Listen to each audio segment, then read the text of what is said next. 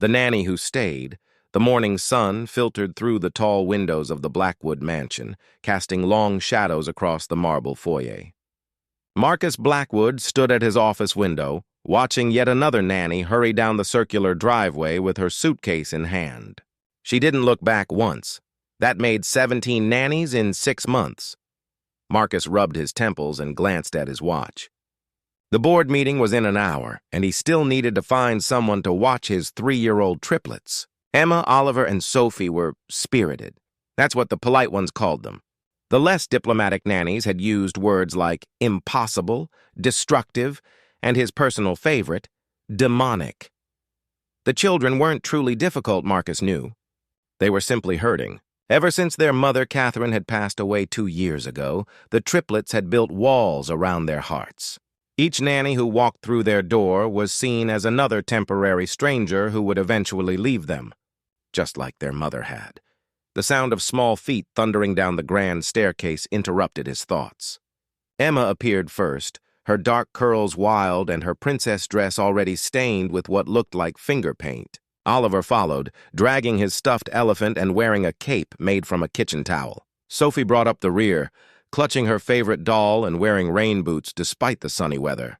"Daddy," Emma announced, crossing her arms, "we don't want another nanny." "Yeah," Oliver chimed in, his voice muffled by the elephant he'd pressed against his face. "They're all scary and mean." Sophie simply nodded, her thumb finding its way to her mouth. Marcus knelt down to their level, his heart breaking as it did every morning. "I know you don't want another nanny, but Daddy has to work. And you need someone to take care of you." "We can take care of ourselves," Emma declared with the confidence only a 3-year-old could possess. Before Marcus could respond, the doorbell rang. Mrs. Henderson, their longtime housekeeper, appeared in the hallway. "Shall I get that, Mr. Blackwood?" He nodded, expecting to see his assistant with emergency childcare arrangements. Instead, Mrs. Henderson returned with a young woman who looked nothing like the previous nannies. She was probably in her late 20s, with gentle eyes and brown hair pulled back in a simple ponytail. She wore jeans and a soft blue sweater, and she carried a small, worn backpack instead of a professional briefcase. "Mr. Blackwood," her voice was warm but tired. "I'm Sarah Mitchell. I heard through a friend of a friend that you might need help with your children." Marcus studied her carefully.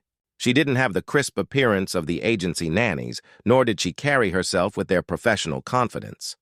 There was something different about her, something genuine. "Do you have experience with children?" he asked. Sarah's smile was soft but sad. "I have a 4-year-old daughter, Lily. She's staying with her grandmother while I look for work." Her voice caught slightly. "We lost our home last month, and I need to get back on my feet so I can provide for her again." The triplets had been watching this exchange with the wariness of small animals. But something in Sarah's voice, perhaps the vulnerability she didn't try to hide, made Emma step forward. "Where's your little girl?" Emma asked, her small voice curious rather than demanding. Sarah knelt down, bringing herself to Emma's eye level. "She's with her grandmama helping her bake cookies. Lily loves to bake." She looked at each of the children in turn. "What do you 3 love to do?" "I like to paint," Emma said shyly. "I like elephants," Oliver added, holding up his stuffed animal. Sophie pulled her thumb from her mouth just long enough to whisper, "Dolls." "Those are all wonderful things," Sarah said with genuine enthusiasm. "I bet you're all very good at the things you love." Marcus watched this interaction with growing amazement. None of the other nannies had bothered to ask the children about their interests. They'd arrived with rigid schedules and rules, treating the triplets like problems to be solved rather than people to be understood. The last few nannies didn't last very long, Marcus warned, giving Sarah a chance to reconsider. Sarah stood up, but her gaze remained kind. "Mr. Blackwood, I'm not going anywhere unless you ask me to leave. I know what it's like to lose someone important. I know what it feels like when people come and go from your life." She looked down at the children again. "These little ones need someone who understands that staying is a choice you make every day." Something in her words resonated deeply with Marcus. He found himself nodding. "When can you start?" "Right now if you need me to." Marcus glanced at his watch. He was already late for the board meeting, but for the first time in months, he wasn't worried about leaving the children. "Are you sure you're ready for this?" Sarah smiled, and for the first time since she'd arrived, it reached her eyes. "Mr. Blackwood, I've been through the hardest thing a parent can go through, being separated from my child. Taking care of yours won't be the hard part. The hard part will be earning their trust." She turned back to the triplets, who were still watching her with cautious interest. "So what do you say we start with breakfast? And maybe after that, Emma can show me her paintings. Oliver can tell me about elephants, and Sophie can introduce me to her doll." Emma looked at her brothers, then back at Sarah. "You really want to see my paintings?" "I really do. And you won't leave?" Oliver asked, his voice small. Sarah knelt down again, meeting each child's eyes. "I promise I won't leave unless your daddy asks me to. And even then, I'll make sure you understand why, and I'll help you get ready for whatever comes next." It was a simple promise, but Marcus could see the weight it carried. This woman understood that trust, once broken, was fragile. She wasn't making grand gestures or overwhelming promises. She was simply offering to be present, one day at a time. As Marcus left for his meeting, he heard something he hadn't heard in months: his children's laughter. It started as a small giggle from Sophie, grew into Oliver's infectious chuckle, and finally became Emma's full-throated laugh.